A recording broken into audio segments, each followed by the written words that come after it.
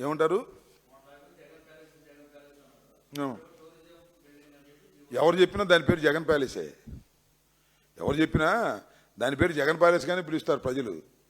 పేరుకి జగన్ ఉండటానికి కాదు అది.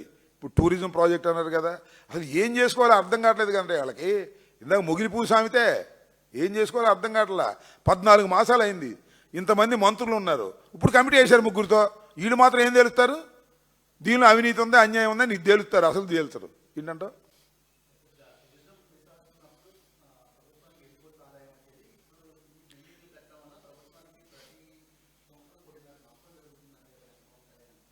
ఎట్లా జరిగింది నష్టం? ఆయన చెబుతుంటే ఈయన అంటున్నాడు, ఆ ఇరిగేషన్ మంత్రి గారు చెబుతుంటే ఈయన అడుగుతున్నాడు.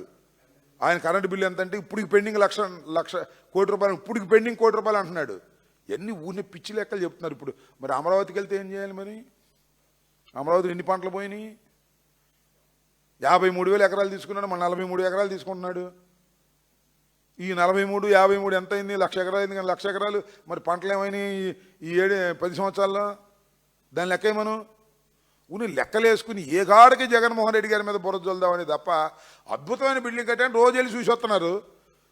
బయటకు వచ్చామా అద్భుతమైన బిల్డింగ్ బోలంత నష్టం అంటున్నారు. ఉపయోగించుకోవడం కుదరనటువంటి పనికి మాలిన ప్రభుత్వానికి మనం ఏం చెప్తాం చెప్పండి? వాళ్ళేం ఉపయోగించుకోరు, పెట్టరు. ఏమండి, మళ్ళీ జగన్మోహన్ రెడ్డి గారు వచ్చి దాన్ని ఎలా ఉపయోగించుకోవాలో అలా ఉపయోగించి చూపిస్తాడు ప్రజలకని ఈ సందర్భంగా చెబుతున్నాను. రాసుకోండి. చంద్రబాబు నాయుడు గీసుకో, నువ్వు కూడా వీళ్ళు రాసుకుంటారు, మీరు గీసుకోండి. నేను చెప్తాను.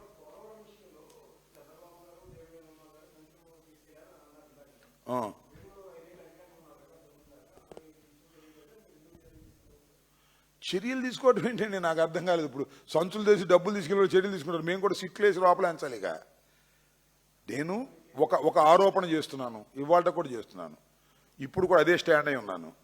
చంద్రబాబు నాయుడు లేదా అప్పుడున్నటువంటి మంత్రి ఉమా గారు ఈ ప్రాజెక్ట్ని ఎందుకు తీసుకున్నారు చెప్పమని నాకు సింపుల్. ఈ ప్రాజెక్టుని ఎందుకు తీసుకున్నారు? ఇది కేంద్ర ప్రభుత్వం కట్టవలసిన ప్రాజెక్టు కదా, రాష్ట్ర ప్రభుత్వం కట్టే ప్రాజెక్టు కాదు కదా, ఇది జాతీయ ప్రాజెక్టు కదా. ప్రతి పైసా కేంద్ర ప్రభుత్వం ఇస్తుందని రీఆర్గనైజేషన్ చట్టంలో పెట్టారు కదా. ఎందుకు రాష్ట్ర ప్రభుత్వం తీసుకుంది? నేను అంటున్నా, సంచులు డబ్బులు కాజేయటం కోసమే ఈ రాష్ట్ర ప్రభుత్వం తీసుకుంది. అందువల్లనే కమిషన్లు కాజేసి ప్రాజెక్ట్ని సర్వనాశనం చేశారు, ప్రోటోకాల్ లేకుండా చేశారు. డయాఫ్రమ్ వాళ్ళు వేసేసి బావరవాడి దగ్గర డబ్బులు తీసుకుని ఆయన పంపించారు. కాపరేడ్ డ్యాములు మాత్రం పూర్తి కాలేదు. ఏది ఎక్కువ బిల్లు అయిద్దో, దేనిలో ఎక్కువ కమిషన్ అయిద్దో అది చేసి పారేశారు తప్ప ప్రోటోకాల్ పాటించలేదు. ఇప్పటికీ నా అభియోగం అదే. ఇది కమిషన్ల కోసం మాత్రమే చంద్రబాబు నాయుడు గారి ప్రభుత్వం, కేంద్ర ప్రభుత్వం చేయవలసినటువంటి ప్రాజెక్టును తీసుకుంది. దానివల్లనే మొత్తం టోటల్గా ఇవాళ సిక్ ప్రాజెక్టుగా తయారైంది. ఎప్పుడు పూర్తవుతుందో అర్థం కాని పరిస్థితిలో ఉంది. దీనికి మూలకారకుడు నారా చంద్రబాబు నాయుడు గారే. ఒక తప్పు కాదు, 2 తప్పులు కాదు, 3 తప్పులు కాదు, 100 తప్పులు చేశాడు పోలవరం ప్రాజెక్టు విషయంలో. అందువల్లనే పోలవరం ప్రాజెక్టు సంక్షోభంలో పడిపోయింది. ఇది చాలా క్లియర్, పర్ఫెక్ట్. బుద్ధి ఉంటే, దమ్ముంటే, ధైర్యం ఉంటే, నాలెడ్జ్ ఉంటే పిలవండి, చర్చకు వస్తాను, విపులంగా చెప్తాను. డ్రామా నాయుడు గారికి, చంద్రబాబు నాయుడు గారికి, మీకు దమ్ము లేకపోతే నోరు ముసుగు కూర్చోండి, సర్వనాశనం మాత్రం చేయొద్దు. ఇప్పటికైనా నిపుణులు చెప్పిందే వినండి. అంతర్జాతీయ నిపుణులు కెనడా నుంచి వచ్చారు, అమెరికా నుంచి వచ్చారు. చాలా ఖర్చుతో కూడుకున్న వ్యవహారం. ఆ కమిటీని ప్రతిపాదన చేసింది వైఎస్ఆర్ కాంగ్రెస్ ప్రభుత్వం అధికారంలో ఉన్నప్పుడు. ఇప్పుడేమో అంతర్జాతీయ కమిటీ నిపుణుల సమక్షంలో జరుగుతుంది. అప్పుడేమో అంతర్జాతీయ ఏమనాలో లేకపోతే ఏమనాలో ఆ నిపుణుడు ఒక ఆయన ఉన్నాడు, నారా చంద్రబాబు నాయుడు గారు. వారి ఆధ్వర్యంలో నడిచి సర్వనాశనం అయింది.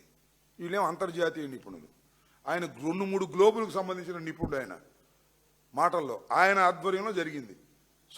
ప్రతి సోమవారం పోలవరం అనే పద్ధతిలో సర్వనాశనం చేశాడు. ఇప్పుడు వాళ్ళు వచ్చారు, వాళ్ళు చెప్పినట్టు వినండియా బాబు అని చెప్తున్నారు.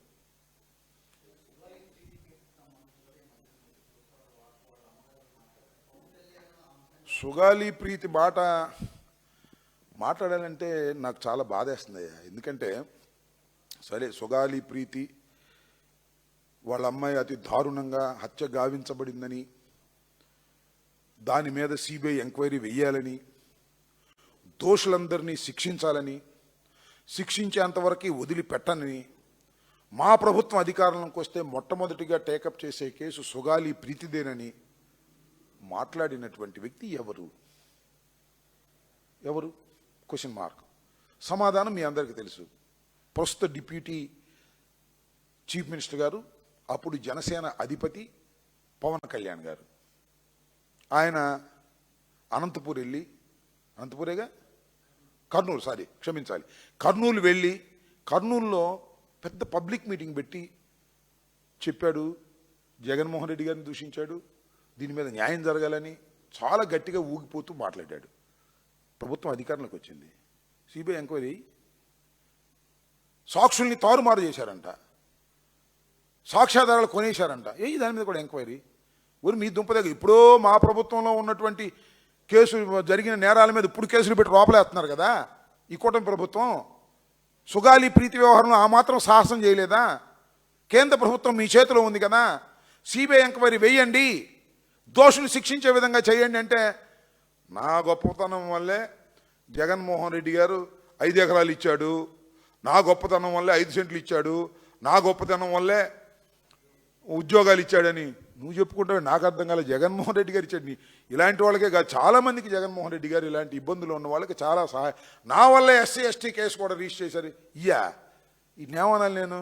అదేమంటే పవన్ కళ్యాణ్ గారు అభిమానులు మా కాపులు పాడు సొల్లు మాటలు కాదు ఇవి. ఎందుకు సొల్లు మాటలు చెబుతావు? పవన్ కళ్యాణ్ గారు ధైర్యవంతుడివి, గొప్పవాడివి, నిజాయితీపడివి అని చెప్పుకుంటున్నావు కదా, చెయ్యి. ఇవాళ సుగాలి ప్రీతి కేసుని సిబిఐని ఎంక్వైరీ చేయమని, దోషుల్ని శిక్షించే విధంగా నడపండి, శభాషాన్ని అనిపించుకోండి. అది అన్నంట, అది అంటున్నాడేమన్నా, పళ్ళున్న చెట్టుకే రాళ్ళు వేస్తారండి. నీ దగ్గర పళ్ళు బాగా ఉన్నాయంటే రాళ్ళు వేస్తున్నారంట. ఇప్పుడు ఏమన్నా నీ దగ్గర పళ్ళు? నాకు అర్థం కాలేదు. నీ దగ్గర బాధ్యత ఉంది, ఆ బాధ్యతను నువ్వు చేయట్లేదు. ఆ సుగాలి ప్రీతి తల్లి నీ దగ్గరికి వచ్చి ఏ విధంగా రోధించిందో అందరం చూశాము. ఇవాళకి టీవీలో కొడితే వస్తాయి. ఇవాళ రోధిస్తుంది నీ మీద పడి. సిగ్గుపడండి అయ్యా పవన్ కళ్యాణ్ గారు, ప్లీజ్ సిగ్గుపడండి. లేదంటే చెప్పండి, చంద్రబాబు నాయుడు గారితో మాట్లాడి, మోడీ గారితో మాట్లాడి, అమిత్ షా గారితో మాట్లాడి సిబిఐ ఎంక్వైరీ రన్ చేయించండి, వేపించండి. మీరు తలుచుకుంటే కాంతి ఏముంది చెప్పండి ఇవాళ ఉన్న పరిస్థితుల్లో. కానీ మీరు తలుచుకోరు. అంటే సుగాలి ప్రీతి మరణాన్ని జగన్మోహన్ రెడ్డి గారి మీద బురదలడం కోసం మాత్రమే ఉపయోగించుకుంటాము. మా అధికారంలోకి వచ్చే మాత్రం అబ్బే మాకు తెలియదండి ఆ సుగాలి ప్రీతి ఎవరో, మాకు తెలియదు, మాకేం సంబంధం లేదంటావా? ఇంతకన్నా ఘోరం ఏం కావాలండి? దీన్ని బట్టి అర్థమవుతుంది ఏంటి? మా పవన్ కళ్యాణ్ గారు అంటే సేనాని మాటలు, సేనాని మాటలు కోటలు దాటుతాయి, కానీ చేతలు మాత్రం గడప కూడా దాటవు. అది మా సేనాని యొక్క గొప్పతనం అని జన సైనికులందరూ చెప్పుకోవాలంతే. సేనాని మాటలకే పరిమితం అని అనుకోవాల్సిన పరిస్థితి ఏర్పడుతుంది. ఇవాళకనే చెప్తున్నా, సేనతో సేనాని గారు, సేనతోనే ఉండండి, మాకేం అభ్యంతరం లేదు. సేనానిగానే ఉండండి, మాకేం అభ్యంతరం లేదు. మీరు రాజు అవ్వాల్సిన అవసరం లేదు. రాజుగారు వేరే ఉన్నాడు, చంద్రబాబు నాయుడు గారు, ఆయన రాజు, మీరు సేనాని. ఆ రాజుగారి మీద మేమనంటే మీరు సేనాని కొత్త తీసుకొచ్చి మా మీద దూకుడు బూడుగా మాట్లాడతారు అంతే. మళ్ళీ యుద్ధం అయిపోగానే మీ ద్వారా మీరు వెళ్ళిపోతారు. సేనాని గారు నేను చెప్తున్నా, సుగాలి ప్రీతిని తీసుకొచ్చింది మీరండి, ఇష్యూని తీసుకొచ్చింది మీరు, ఓకే ఒప్పుకున్నా. డబ్బులు ఇచ్చింది కూడా మీరండి, నేను ఒప్పుకోను. జగన్మోహన్ రెడ్డి గారి దయార్థ హృదయం ఇలాంటి వాళ్ళకి చాలామందికి సహాయం చేశాడు. చేతికి ఎముక లేనటువంటి పద్ధతుల్లో చేసినటువంటి వ్యక్తి జగన్మోహన్ రెడ్డి గారు. అవి కూడా నీ అకౌంట్లో వేసుకుంటావే? నాకు అర్థం కాలా. అవి కూడా నీ అకౌంట్లో వేసుకుని నా గొప్పతనం వల్లే జగన్మోహన్ రెడ్డి డబ్బులు ఇచ్చాడని మాట మాట్లాడుతున్నారు. అసలు ఏందండి మీకు ఆ సిగ్గు లేదా? నాకు అర్థం కాలేదు. ఇప్పటికైనా నేను మనవి చేస్తున్నా, నీకు మనసుంటే, అంతరాత్మ ఉంటే, జాలుంటే, దయ ఉంటే, సుగాలి ప్రీతి మీద ఏమాత్రమైన రాజకీయ లబ్ధి కోసం కాకుండా నిజంగానే స్పందించి చేశామనుకుంటే సిబిఐ ఎంక్వైరీ వేయించు, విచారణ జరిపించు, లాజికల్గా దోషుల్ని శిక్షించే విధంగా చేయమంటే డబ్బులు లెక్కలు చెబుతున్నాడండి. 1 ఎకరం అంట 2 కోట్లు ఉంటాయంట, 10 కోట్లు ఇచ్చాడంట. జగన్మోహన్ రెడ్డి గారు ఇచ్చినటువంటి 5 ఎకరాలు ఒక్కొక్కటి 2 కోట్లు ఉంటాయి, లెక్క చెబుతున్నాడు. ఈ డబ్బు లెక్క ఎందుకు నాకు అర్థం కాలేదు. సెంటు 10 లక్షల నుంచి 15 లక్షలు ఉంటుందంట. ఏది 5 సెంట్లు, దానికి ఒక లెక్క చెప్పాడు. ఉద్యోగాలు దానికి ఈ లెక్క ఎందుకు అంటే ఇంత ముట్ట చెప్పాము అని చెబుతున్నావు నువ్వు జగన్మోహన్ రెడ్డి గారు ఇచ్చిన దానిలో అసలు పని వదిలేసావా? వీటన్నిటికన్నా మించింది దోషుల్ని శిక్షించడం అవునా కాదా చెప్పని అడుగుతా ఉన్నా. పవన్ కళ్యాణ్ గారు ఎందుకు ఇలా తప్పుకుంటారు? మీరు తప్పుకోవడం మంచి పద్ధతి కాదు. మీ క్రెడిబిలిటీ రోజు రోజుకి డౌన్ అయిపోతుంది. ఇది గమనించకపోతే మేమేం చేస్తాం? అది మీ ఇష్టం.